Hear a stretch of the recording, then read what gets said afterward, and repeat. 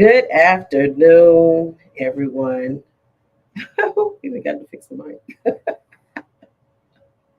what happens sometimes.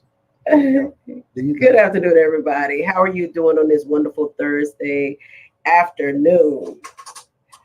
Well, today I want to discuss how God is so wonderful. But first, let me introduce myself. I'm Edwina Wilson, the CEO and founder of Kelly's Choice Cares.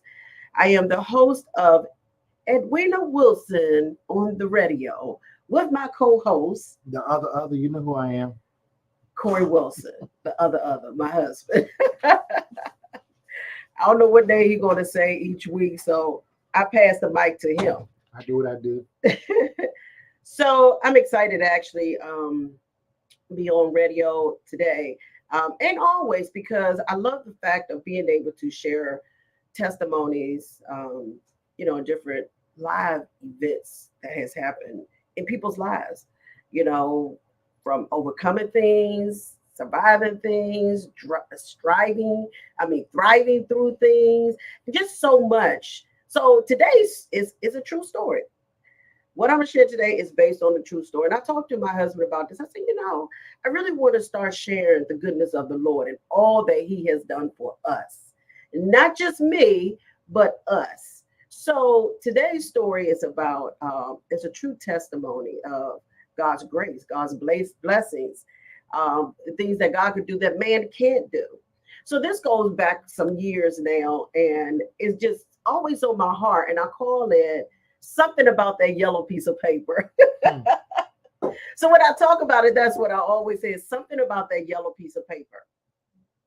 So back some years ago, in Maryland, when we were living in Maryland before we moved back to Virginia in 2008, I always had this moment of wanting to purchase my own home.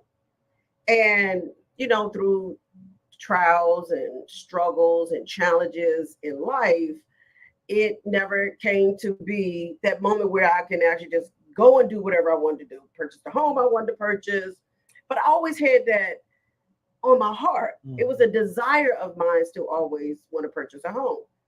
And honestly, my dad, he's a builder. He owned his own construction build company, and he built homes.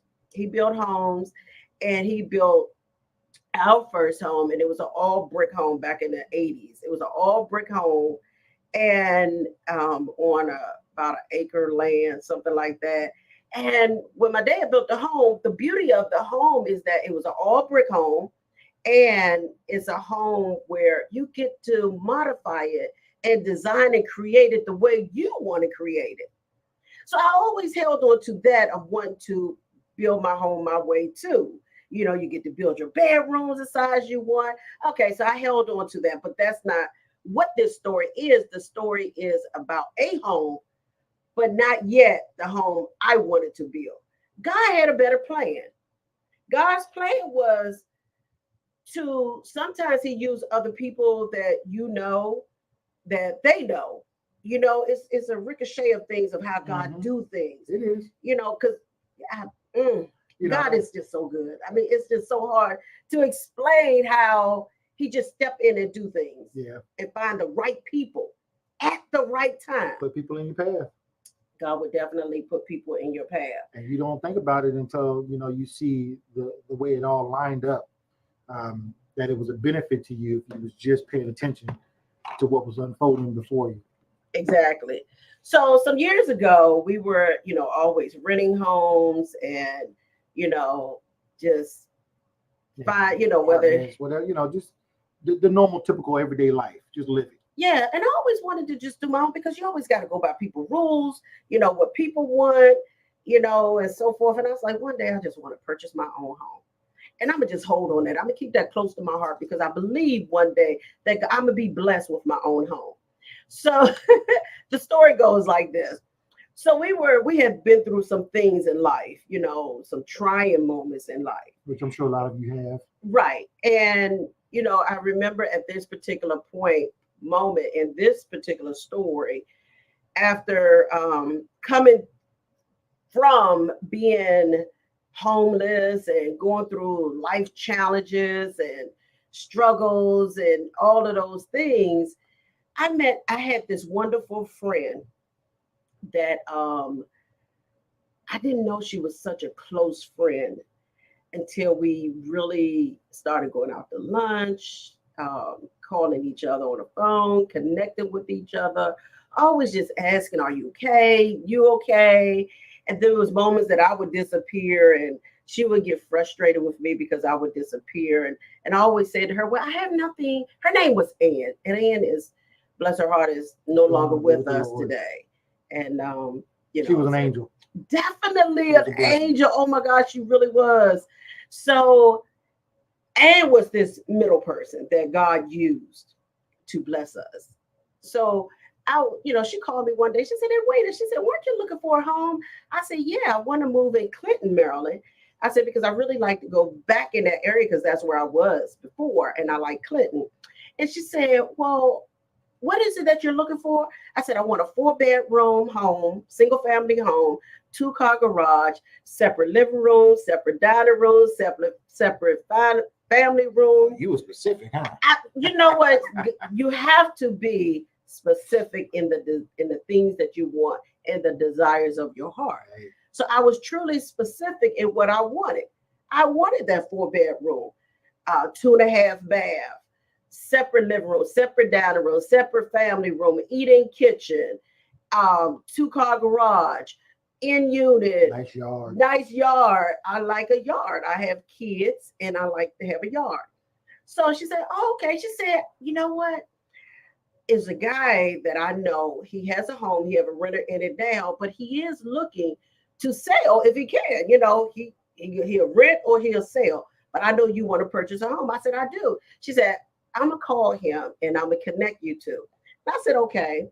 So she did. She called me back and she gave him she said, "Okay, he's gonna call you or you call him. Here's his number." So we got to speak probably about 5 minutes later. He called me. His name was Ron. And so we talked. He said, "Yes." He said, "Edwina," he said, "I've been waiting to hear from you. Ann had given me your number last month." He said, "But you never called me." I said, "I know." So why you never called? the problem what happened with that was in the place that I was written at that particular time, when I would go into the office to pay the rent, the owner of the Century 21, it was Century 21, he would be like, "Miss Edwina, why don't you purchase your own home?" And I said, "I've thought about that so many times, but I just felt like I just wasn't financially ready to do it, or I just don't know what was holding me up." He said, "Well, I think you should do it." Now, mind you, 3 months later, I decided, I went in there, he said it again. I said, "Okay, you know what? Give me the person." So he gave me a name of a person, one of his agents, to set up an appointment with her, talk to her about, finding some homes that fit the description that I'm looking for, the area that I want, which was Clinton, Maryland. Location, and all of that. So we ended up talking. So I was speaking to the girl and I was sharing with her, I want to go in the Clinton, Maryland area. I told her the big house that I was looking for, all the descriptions, all the details, and all of that. We meet up, we getting out cars, we go looking at these houses. The first house she said is in New Carrollton. I said, "New Carrollton?" All the way on the other side of the city. All the way like miles. What would you put on that? Like probably 30, 40. Away from Clinton, Maryland. Virginia right. Beach, distance-wise. Exactly. I was sitting there like, what the heck just happened here? So I wasn't in the mood to really say, what, forget this, cancel this. So I kept going. So it was New Carrollton, Hyattsville, totally out the way again. All the areas, all the homes in the areas that I did not ask for, clearly didn't ask for. Like my husband said, probably about 30, 40, 50 miles away, totally on another side of the country. I'll say country because that's what it seemed like.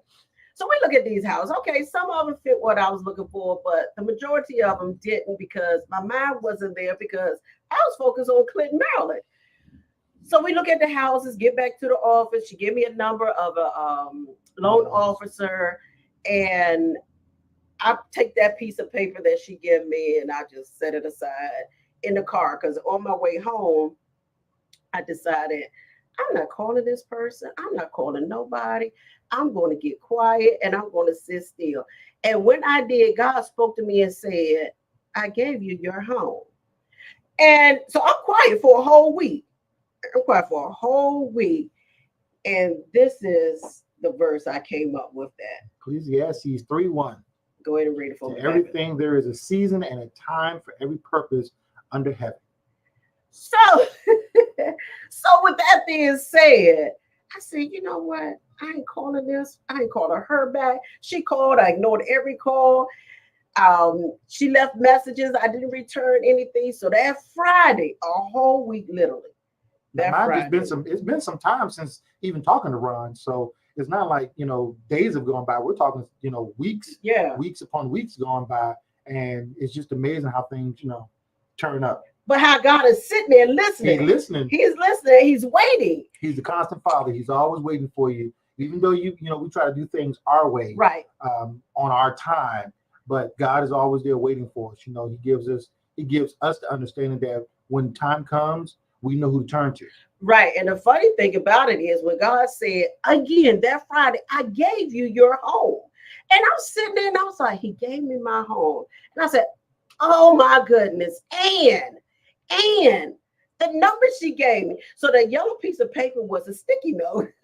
Of all things, one thing you'll lose easily. Right. Sticky note.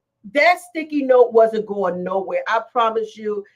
It was the scariest thing. It was kind of creepy because I would put that sticky note somewhere and it show up again. I'll put it on the paper and show up again. It was like that sticky note just kept showing up. So one day I just threw it away because it kept showing up. But little did I know that was God.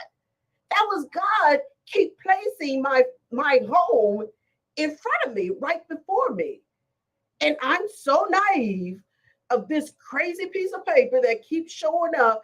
But the funny part about that is I know it was something about it because it kept showing up. Yeah, you was kind of watching you, frustration wise, because you're thinking, here I am taking the initiative to try to do, get a house, and the frustration is there because the lady's not listening to me, which can be frustrating. Nobody's listening to your wants and needs, and you're asking for these particular things, and they're doing what they want to do. And it can be frustrating. It can be hard to deal with when you're trying to share what you want, and there's nobody there to really get in with you on that dream, that bottom line. Right. And that's a tough thing. It is. So I called Ann because I no longer had that yellow piece of paper.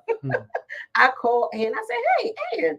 I said, can you give me that guy number again? And she said, Edwina, you never called him. I said, no, I didn't. And she said, okay, I'm going to give you the number. You call right now. So this is going back to what I started in the beginning. And Ron called me. So now I'm going to go into the story of Ron calling me. And it's funny because I found another scripture that fits what I'm saying, and that's Romans 5:3-4. It says, we shall rejoice in our sufferings, producing perseverance, character, and hope. So I talked to Ron. We talked to Ron, and Ron said, hey, I've been waiting for you to call. I said, yeah, I'm thinking about it. I said, yeah, I've been through a whirlwind when God already gave me my home. Here I am doing what I think is right because someone kept saying, Edwina, why don't you? Edwina, why don't you? So I was like, okay, I'll do it. Instead of just going with what Ann said, which was a guarantee, right? This was coming from someone that, hey, I know this person and this is what he's doing. And he has the perfect house for you. This house is everything you wanted. The description is everything you wanted. So we talked. Ron told me about the house. It's a 4-bedroom home. It's an in unit, has a nice yard. It has a 2-car garage, 4 bedrooms, 2.5 baths. It has a separate living room, separate dining room, separate family room. It has an eat-in kitchen, and it has a breakfast nook. And I'm sitting there like, everything you asked for? Everything I asked for was in that home. He said, so would you like to look at it? I said, absolutely. He said, okay, when you want to meet? I said, we can meet now if you want to. So he's like, okay. So he gave me the address and he was giving me directions, as he was giving me after he gave me the address. So I said, okay, so we getting in the car. So it was me and my husband. my son Kelvin, and two of my granddaughters, Danielle and Sanaya. So we go to the house. We ride down in Clinton, and we get on Woodyard Road. Mind you, we get on Woodyard Road. I said, okay, now I need to pull out the piece of paper because the directions and the address, because I don't know where this house is at. And so I'm looking for the directions. I left the paper at home. the house. I don't have an address. I don't have anything. So I got real quiet and I said, okay, I'm going to lean on God for this because this was God's plan all along. So he ain't going to fail me right now. So I said, okay, Corey, make this left off of Windward Windward off to this street. So I'm going by streets and sound at this moment from my voice, hearing rod, and all of that, but in a slow motion. So he had to drive slow so I could visualize these streets. Creeping along at 2 miles an Right. hour so everybody can see us. Long story short, when we got to that main street, to turn off of the main street, I said, this is it. Then that first left, I said, Corey, oh my gosh, this is our home. I saw this home in a dream. I saw this home. I said, Corey, I promise you this is our home. And I got so excited and emotional, right? And I said, okay. Whew. So I'm just literally just overwhelmed with God had this all along. And I'm sitting there doing what somebody else asked me to do. And this is my home. I knew without a shadow of doubt, we were going to get this home. So Ron pulled up. Go ahead. Well, I was going to say, the funny thing about knowing it's your home, you dreamed about it. We look at a lot of times we have visions and dreams in us that we don't act on. We don't listen to God when God is trying to tell us something or talking to us about what we need to take the next step to. And so a lot of times we miss. Remember, blessings don't go away. They just pass on to the next person. So if you don't take the opportunity to jump on something, it's like you have an idea, and in that idea, you want to create something or be a part of something, but you don't do it right at the moment because of fear or whatever the case. What do we typically do? We sit back on our heels and we wait for something to come to us. When it's come to us, and then we pass it by, and then somebody else gets the opportunity and they blow up. Right. And then we think to ourselves, well, that could have been me. Right. Well, it could have been, but you just weren't listening. Yeah. They say, you heard me, you're listening, but did you hear me? Right. God is speaking to you. He's telling you what you need to do. Mm-hmm. He's telling you all the things that you need to do to receive his blessings, his glory, his favor. But a lot of times for us as humans, we take that free will into consideration and we think we can make our own decisions without his guidance. And then what that does is it leads us down a path. There's two paths. There's a rough path and there's a path that's going to be just a little bit smoother. Not to say that it's not going to be rough, but you're still, it's going to get you to that point without getting totally beat up. Yeah. God has always got you. He's comforting you. He's not going to let you fail. His word will not return to him void. So when he gives you something, it's going to come back to you like it's supposed to, properly and fulfilled. But it's up to you to listen. Up to you to listen. It's up to us to understand that God has our best interest. Yep. There's always going to be obstacles in our way. That's just life. Whether you're running a 100-yard dash or 400 meter, it doesn't make a difference. You still have to run the race. Yep. Whether it's a short run or a long run, the race still has to be run. You can't just stand at the finish line and think once the gun goes off that because everybody else ran around and you stood there, you won because you got there first. But technically, you didn't even run the race. You buried your money in the dirt, and then you wonder why it didn't produce. That's my husband. So Ron pulled up, and I'm telling Corey and the kids, I said, y'all go ahead. I need to calm down a little bit because she was getting. I was. She hit the candy store. She didn't know what to do with herself. Yeah, I couldn't even move, y'all. Literally, I had to literally just calm down. So they get out the car, and I'm watching them talking to Ron, and he waved at me because Corey explained it, I'll be there in a minute, whatever, So they go in the house. I'm like, girl, calm down so you can get in this house. So I finally calmed down, and I walk in the house. Walking in the foyer of their home, it was so huge. The foyer was, and it was everything I needed for Kelly because my daughter Kelly is in a wheelchair. So I needed a large foyer. And I forgot about that part, but God knew. God said, see, she forgot about this part. And she always looking for making sure the entrances of where she go is wide enough for her daughter Kelly. But I'm going to give her that too. See, he already knew. He already had the plan. He already had it set up. Everything was done by God just like him telling me direction by direction to get to this house. It gave me the directions to get to the house. So it had to be our home.